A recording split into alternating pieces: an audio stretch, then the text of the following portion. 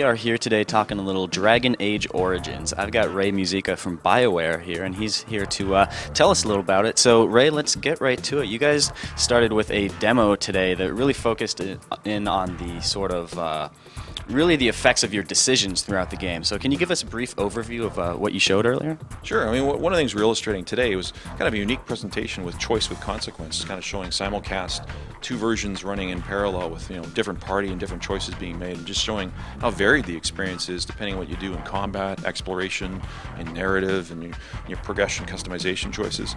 And Dragon Age Origins it's really about choice with consequence. This is dark, epic, heroic, brutal fantasy world where you're playing the role of a Grey Warden, and it's a group of legendary warriors who are charged with saving the world from the Blight. And you have to do some difficult things in order to achieve that mission. Sometimes those choices have pretty dramatic consequences, and we illustrated those a bunch of times today. It looks like there's a pretty big variation too. Some of them are lighthearted, like the decision to sort of get past the guard by baiting him with cookies versus killing off a mage. Can you give us some specific examples of those decisions that we made earlier? Yeah, I mean, the great thing about Dragon Age is that, as you say, there's like a whole variety of gamut, choices that you can make. And some of them are moment-to-moment kind of micro ones just for fun, and some are like big dramatic ones that are going to really shape your experience and really make you feel like, something pretty emotional. That's one of our goals with all of BioWare's games, like Dragon Age, Mass Effect, Star Wars: The Old Republic, is really make you feel this emotionally engaging narrative, make you feel like you're actually playing the role of a Grey Warden, make you really live with your consequences of your actions. And those choices you make can be on a range of fronts, like which areas you get to go to first, as the explorer, which origin story you choose right at the very beginning, whether you're a Dalish elf or city elf or dwarf or human noble or a mage. These are all dramatically different. 2 to 3 hours of unique gameplay right from the start, and that's just the starting point, where everything is different from that point depending on which origin you've chosen. And moment to moment, the narrative choices you make have dramatic choices. The party you bring with you has a dramatic impact on the tactics you get to use in combat, which are really cool to explore. Trying spell combos and kind of using your rogues and your warriors and mages strategically in combat is really fun. So there's a lot of different ways you can play this game. Ton of replayability and really good value for money. So the big character that you showed earlier was this mage named Wynn, and you could either sort of, I guess, spoiler alert, kill her off or recruit her into your party. Can you talk about the effects of that, this specific demo you showed? I think players are going to want to explore that themselves. I don't want to spoil the story for them, but basically, it's kind of high level. Some characters get along in your party and some don't.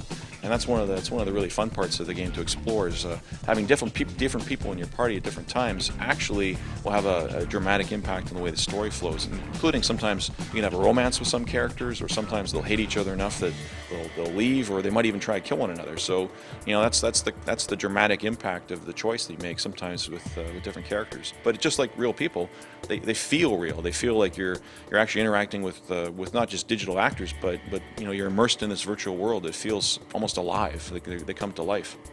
What did you guys take out of Mass Effect, being a game that you brought to the consoles first, in terms of the console version of Dragon Age? Well, we were inspired by a number of things in Mass Effect. Obviously, it's a great game. Mass Effect 2 is amazing, by the way.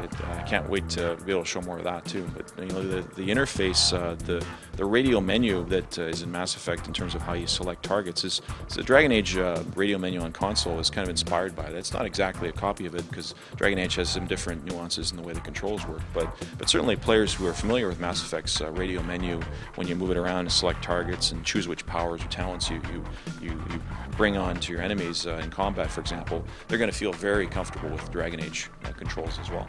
As far as the way the game performs and all that, it's pretty comparable to the PC version? Oh yeah, no, I think the people that play on console and PC are going to really be satisfied.